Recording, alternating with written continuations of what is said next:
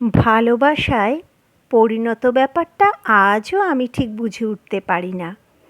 তোমায় আমি যখন বলতাম বা বলা যেতে পারে জিজ্ঞাসা করতাম, ভালোবাসায় পাগলামো থাকবে না, ছেলে মানুষই থাকবে না, তাহলে সেটা ভালোবাসা কী করে হবে? তুমি বলতে, হ্যাঁ বেশ গম্ভীরভাবেই বলতে, সবই থাকবে, কিন্তু পরিণত ভাবে।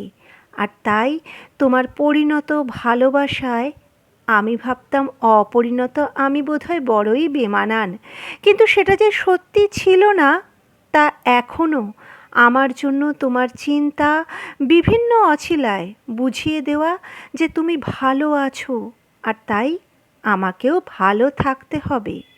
তোমার মনের অবস্থাই আমার সামনে তুলে ধরে। আর দেখো, অপরিণত আমি মনে সারাটাক্ষণ তোমাকে নিয়েই জীবন কাটাচ্ছি।